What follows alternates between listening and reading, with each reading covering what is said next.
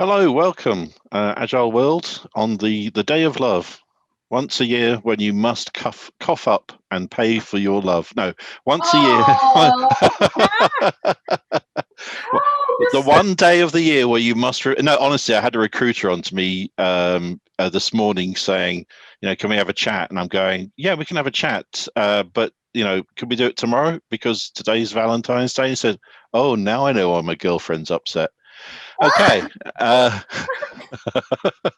today is the wonderful day of love where couples don't just celebrate it for one day, Karl, but they actually are dedicating a day to their loved one. Look what I found on my desk when I came up here. Oh, that's lovely. She was up all night. You were cutting that out, weren't you? Well, I made it last night.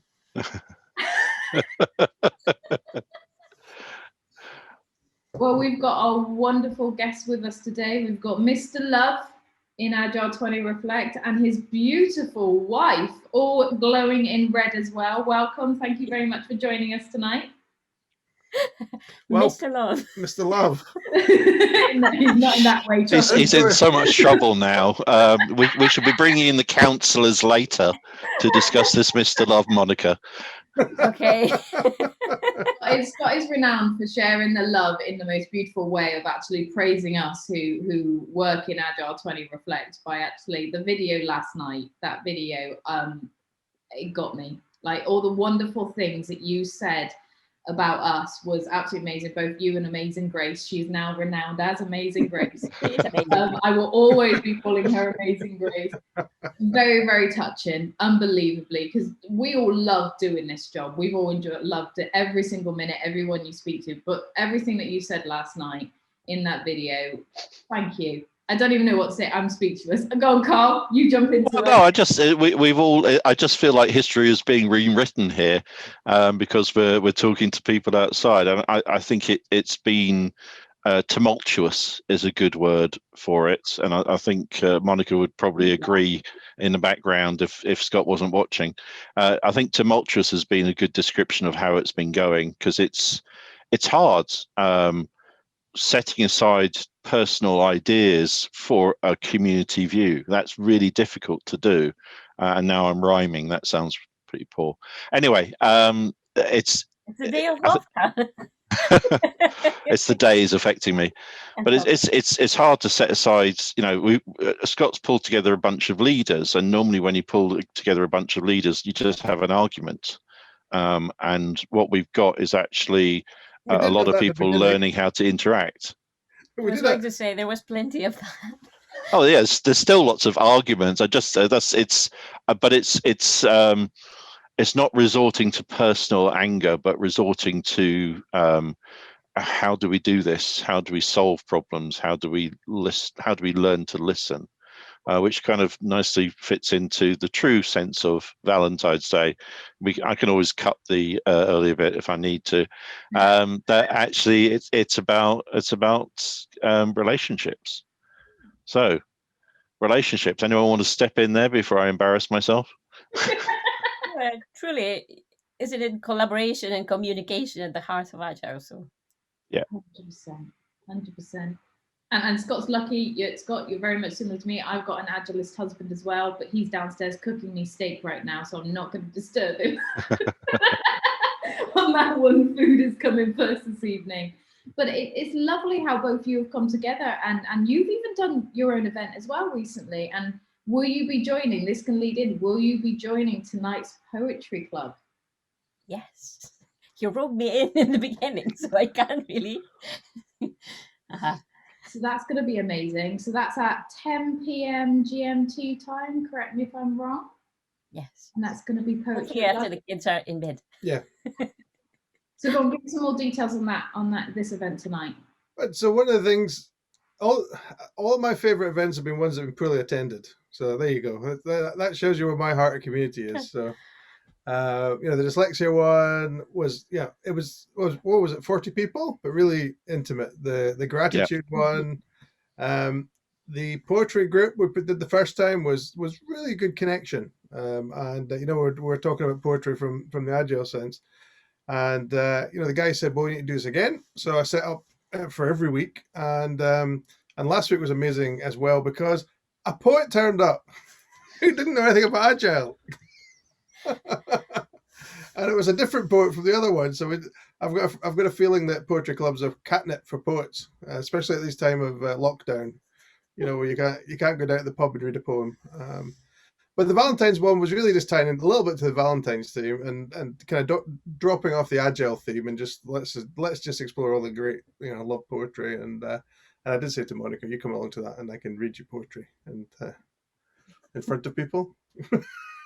I'm worried now. He's going to be expecting some emotion. She's Latina. The emotion isn't something we ration in this house. Do you know, I think it's going to be a really good event, and it's a good event on a good day. And how many on that? Because you're right. People seem to assume to be able to run a really good event, you need a large amount of people. But sometimes when you've got so many people, it can take away that personal side. So you're right. When we did the dyslexia one, it was nice because we had an opportunity as hosts to talk to everybody, physically one-on-one, and talk to everybody, which was actually really nice. So sometimes you don't need a lot of people to be able to get that physical connection, especially when you're doing it online. Yeah, and one of the big themes was bringing people together. So the first time around the poetry club, there's one chap there, and he said he was just there for the human connection. He's retired on his own, a little bit, doesn't meet many people. Chance to come along and kind of read the Jabberwocky, made him very happy. Trouble was, he had really bad internet connection. He lives in Gorebridge. That's near me. Yeah, but apparently someone there is stealing all the internet connection. Sorry, I'm running a server farm in my shed. No, I'm joking. My server farm's in the US. I was going to say, turn that thing off when we got to do the videos. It's bad enough I've got to the stage of that my husband now keeps asking me every day, when are you filming Agile World, so he can stop working, so he's not drawing all the bandwidth off of me. He's like, okay, I'll hold back, I'll take a break. That's sad. It's lovely living outside in the countryside, but the bandwidth is just awful. We're still waiting for fibre to the premises. Anyone from BT listening to this, actually, okay? You will probably know me. Can you please sort out my fibre to the premises? It's there, ready. Right. Mine's outside the door as well. They were meant to put it in January, and then because of the current lockdown, they said, "Oh yeah, we'll do it in April." I'm going, it's kind of missing the point. I bought it for the festival. There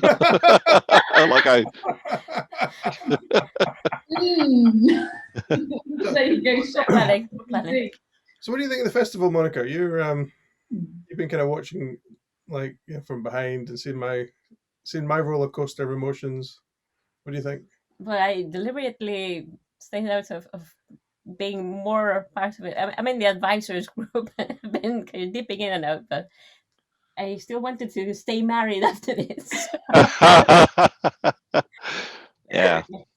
There was a couple of moments there, and I thought that Scott was just like everything was caving in on him. So hopefully he did feel that he was getting some support from the trustees and other people as well. Mm-hmm. And not just aggro. I think this actually goes with my diet cycle. All right. Life seems harder when I've got kind of less energy in the system, I think sometimes. Mm-hmm. Yeah. So to help you, I've been keeping him fed. I think it's a necessary thing. It's we have noticed actually on the trustees meeting, occasionally he's been eating, and sometimes we've kind of diverted from the conversation because we're more interested in what he's actually eating because it looks so good than actually the conversation that's going on. There's been a few times I'm there going, and then I've messaged my husband going, yeah, have we got any of this in the house? Can you really look at Scott's eating it right now. It's looking really good.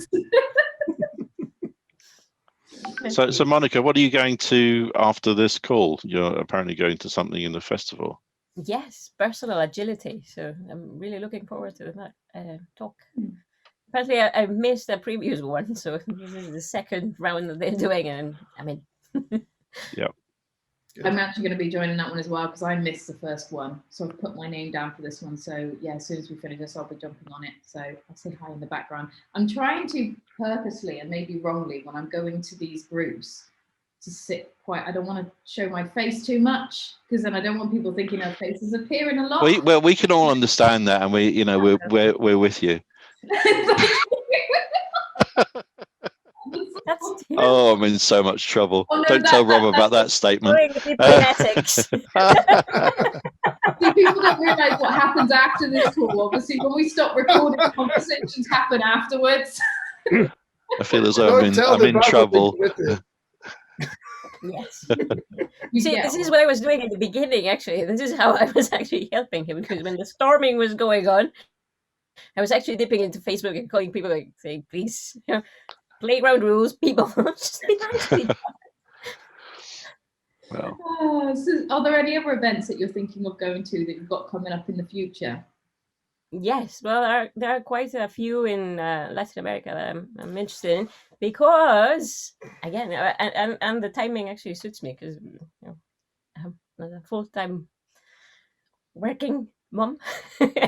Juggling is a bit complicated, so when things happen at night, I can still be a midnight owl. And you technically have 3 jobs, really, because obviously you've got your beautiful children, you've got your job, and then you've got Scott.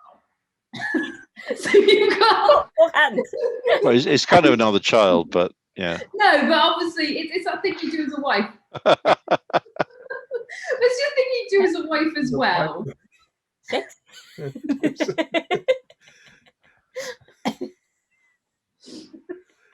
So why don't you say hello to everyone in Spanish? Yes. Hola a todos. Yes, Nos vemos pronto. okay, and French? Hey. Salut tout le monde. Anything else? No, yeah. She wants No to Greek? people. No. Do you know sign language? Do you know sign language? No. I talk a lot with my hands, but that's because I'm Latina.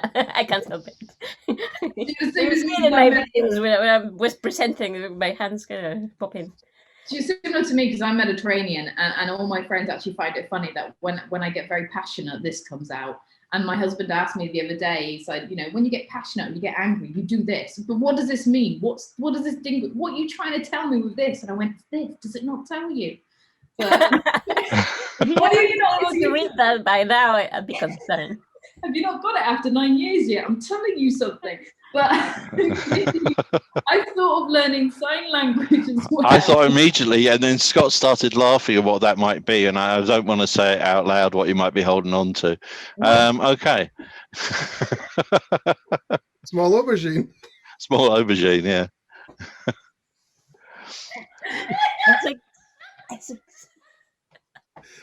She got a Valentine's card for her husband that had an aubergine in it. That's where we're joking. Yes. Yeah, I mean, it's perfectly normal. Everyone likes vegetables in their Valentines. It pops up. It's a pop-up. Everyone loves a pop-up card. It just appears. I haven't even got it here. It just appears. It's just great. No, I got Monica a pop-up. You open it up, it's a pair of hands, and you open it up and there's a heart pops up.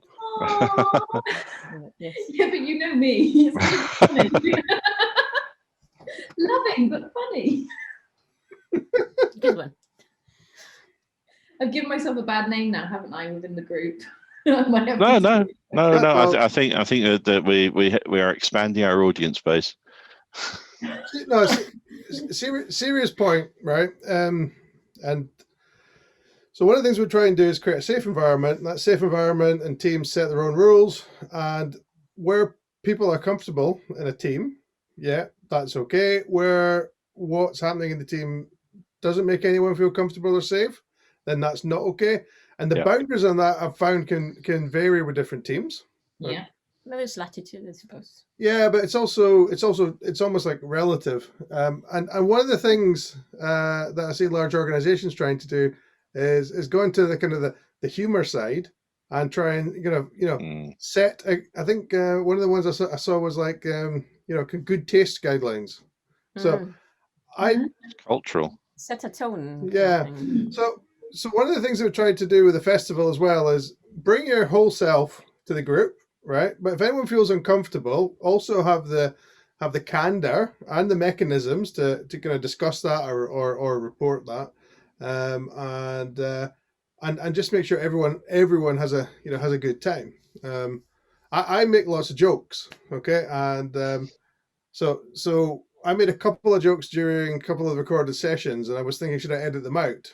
So I'm leaving them in as a as a bit of a thing. But if anyone complains about that, I'm happy to take them out. So it's trying to find the balance. I think we need to be careful about people complaining after the fact if they're not part of it. I think it's so easy to try and rewrite history. I find that with all the people in Silicon Valley. Everyone tries to rewrite Silicon Valley history when we happen to know quite a lot of people there were very horrible to their staff and to the people they worked with, and now afterwards they're saints, and actually people that knew them knew they weren't. So I'd prefer to keep it real, even if it's pointed. I'm really glad Scott's brought that up, actually, because it is just to confirm to everyone that we do have a support network there. So if at any point in time that you're at an event and you are worried, or you feel like something's happened, or even in our groups when we're using Zoom and we go in breakout rooms, if something does happen, we do have a code of conduct in the background. We do have support in the background. We do have on our website, you can see that if anything that you feel worried about or anything that you feel happened that shouldn't have happened, we have been Zoom bombed a couple of times. We're trying to mitigate that. There is a code of conduct there on our website of who you can contact and the reasons why. Now, we've been very lucky so far. We haven't had any, really, have we, at the moment? So that shows that everybody's kind of sticking to the rules and making sure everybody feels in a comfortable, safe environment. We haven't had any yet, hopefully. I think we're the ones that are most likely going to get to it. But luckily, people seem to be liking it. I'm glad you've highlighted that, because we are not just here to host a festival. We are here to make sure everybody feels safe and be in that safe environment. And I think that's extremely important. But we also do show that we are allowed to show our personalities. We do have fun, and we do have a laugh and a giggle, and we have gotten to know us people quite well. So a lot of you see how me and Karl have banter. No, it doesn't get told off after it, because we are actually quite a bantered people. That's why we get on so well. But no, thank you for bringing it up, because I think that's an important thing that we need to show everybody. Yeah, the other thing is we've got different neurodiversity and also different cultural people, and humor doesn't translate. So yeah, I had a big discussion with Daniel Mezek because he doesn't get my jokes. So he was talking about the ethics structure being like woolly, and you could mean anything and you could interpret it anyway. And I went, what, like the manifesto? And he didn't get the joke. So now what I do is, if I'm with Daniel, I'll touch my nose when I'm cracking a joke. All right. Okay. I think you'd have problems with me as well, because my humor is very dry, and a lot of the time I sound like I'm talking about something that's real when it is in fact just sarcasm. Yeah. Thing to bring up, because it is, I've got some friends in America, and one of my really close friends who's American, she regularly has to check in with me because her humor is very dry and sometimes can be quite cutthroat, and she has to sometimes check in going like, with the British humor, people don't seem to be getting it, why? And I'm trying to explain it, and then she will say, well, actually, when you do your humor, this is how we would see it. And it's actually really interesting because it is different. It's not just cultures. It's iconography. It's cultural iconography. So when someone says a joke, they're picking up on some cultural iconography that culture recognizes, and they're making a point about it. So if you don't have that iconography, then you can't understand why the words are funny. No, you need references. This is the thing. Yeah. As someone who has jumped borders a few times and lived in different places, when you first go somewhere new, you don't get the jokes, and it's I think it's a sign of having adapted when you start getting the jokes and you start sharing jokes that people actually get and yeah. laugh. I lived in Zurich for 6 months. I didn't get a single joke ever, not one. I'm not sure that anyone were told, but Anywhere where you can be arrested for using your washing machine after the hour of 10 o'clock is going to be. quite structured. I'm sure there's humour there, but I'm just obviously not attuned to it. One of the really funny thing when we were, and it's a love theme, when we were courting, courting, is that a word? Yeah. Monica took me to Barcelona for kind of a nice romantic weekend, and she booked this comedy show, right? And it was in Catalan, and it was on Catalan local political stuff. and I was sitting there for like an hour, and then Monica was like, "Yeah, I kind of thought it was going to be more cabaret than." Oh yes, I remember that. I completely forgot that, regional Catalan politics, which everyone's laughing around about me. I'm sitting there, I don't even know who that politician is. Yeah, it was in the advertising, so this is for events people. Look at the label in your event has to be the same as in the tin. Label what the content is, not what Exactly. Don't try and sell burlesque as Ben Elton political humor in Catalan. Right, note to that in the marketing team. Make sure we're getting that right. Yeah. So, anything else before we go? No, I mean it's quite interesting. What other plans do you have for the rest of the week? Have you got anything planned? Any particular events that you want to highlight? So I'm gonna be. I know you put a message out today. One of the things I'd like to do is actually capture some content, and the stuff that the remote agile framework people have been doing.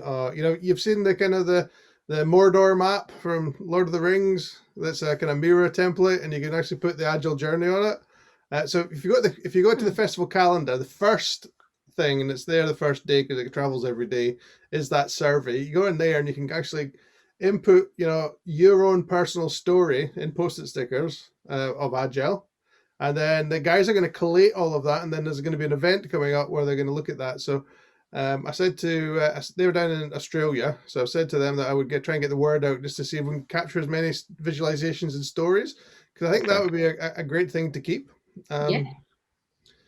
So really pushing that one. There's also the academic group's done the survey with Russ around about I don't know that one. All you had to do is say the word academic and your computer refutes you. For the fun of it. She just doesn't like me.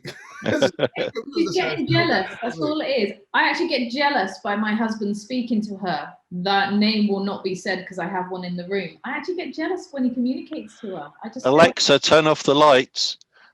No, didn't work. Alexa, turn off my wings.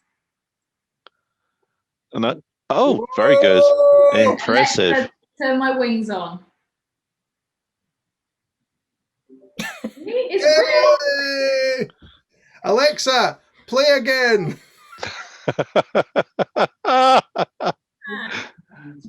I've tuned her into my voice, luckily, because a lot of people are doing that recently when I'm on calls. They're working out, so she is quite in tune to my own voice. Expecting to hear Milkshake McKellis suddenly start coming out. She plays all the voice. No, sorry, I butted in there. And of course, Scott, you're going to be making it to the Red Team event on Tuesday, because I know how much you love Red Team work. The question. We've got a red shirt on for it. Yeah. No, I do love the Red Team work. Interesting, I was talking to Dave Snowden, and Red Team and guys and Kneffin are looking like they might be coming together. I think it's going to be a real hot topic, because it starts tackling the kind of the there's only one truth and it's what we're doing attitude in boardrooms, and it really breaks up. I found it really useful in this setting because they would meet on a Monday night, and then they would come along on Tuesday night with these are the things we're concerned about. So it was almost like the pre-thinking on issues, that then the trustees could think about. I just wonder who's red teaming the Red Team talk to make sure it's not offensive. So we're going to go through it tomorrow night, because I'm in the Red Team, and that's why he's asking the question, Karl. That's why I'm asking the question if you're coming along or not. It's. I mean, I've come across Red Team activity involved with the military before this years and years ago, and it's it deals with all of the natural euphemisms and notions of absolute success that you get with people who are like really bought into their own truth, because there is no truth. Truth is what you make. Yeah. You make the truth as you go. Yeah. So we all dream a collective dream. I just wish we'd dream a better one. I think we rationalize it after the fact to align it to the dream that we wanted, but that's humanity. But I think the red team stuff is really, really helpful, and has definitely been the right thing, often in the wrong way, but has had the right outcomes. I think it's had the right impact, and I think that's the bit that is the translation layer that's the hard bit, I think. It's not going to respond to that. We need to go because Monica just signed into the next call. All right, okay. Ciao. You guys can finish up. We'll head off, right? We will. Thank you. All right. Okay. I think it's in Spanish. Enjoy. Right. I didn't get a no, we don't want to do that, or yes, we want to do that from Scott there on the red team event, but we'll see what happens. But it's interesting about the logic models and prioritization, people interested in red teaming, because it's a fascinating thing. And always, every piece of work I've ever worked on in Agile, they always start off with this like blind, childish, yeah, this is what's going to happen, and you're not going. The thing is, I know red team has been around for a while, but there's still actually a lot of people out there that don't actually know about it. And that's the bit I think is going to be interesting. I'm hoping there's going to be quite a few people that are going to turn up that haven't experienced this. Well, we're gonna do a practical session. I think that's the only way you really understand it is by actually being involved in it, and that should be fun. I'm facilitating that, so hopefully I'll get it sorted out tomorrow. You'll be fine. You'll be fine on that one. I'm trying to think. What time is that again? Can you remember? Off the top of my head, of course not. I think it's 6. It's not. So it's not tomorrow. It's Tuesday. It's the 16th. Yeah. My laptop's not playing. Is playing up at the moment. Yeah. So it's 7 o'clock until 8:30, an hour and a half. Yeah. Oh, it's straight after the trustees meeting. Yeah. Makes sense. So what have you got planned for the rest of your day? I thought I'd finish eating my tea that I made before starting this call. So I made Valentine's dinner. Aww. And my wife's finishing hers now, but I had to leave halfway through. Oh, you should have said we could have pushed it. Right, okay, we're going to wrap this call up. It's far more important, especially if mine's currently being made at the moment as well. So let's wrap this call up. I hope you have an amazing day. I hope everyone enjoys it. Everything we've spoken about today, I will be popping the links below for the actual survey. So please take part. Please take a look at the actual board. And I'll be popping links. Oh, gone. And so just to say, this is now on Spotify and is going to be going onto Google Play and hopefully iTunes thereafter. We're going to be just going through all the documentation to get it on those different platforms. Thank you for that, Karl. Yeah, so hopefully we'll be everywhere. So you should be able to listen to us and see us on multiple different platforms now. And that we're going to continue it past the festival. Yes. Obviously, I don't think every day. We still need to discuss that. No, I think we're going to have very short sprints of probably a week. Yes, couple of days a week, but we're still planning in ourselves on what it's going to do. But it's going to be interesting. We've got way more to come. Lots of other things, especially after the festival, and we're going to be the ones that are going to keep you up to date. So yep. Right. Well, I hope everybody has a wonderful and loving Valentine's Day for the rest of today, and we'll catch you all tomorrow. Yay! Cheers. Bye.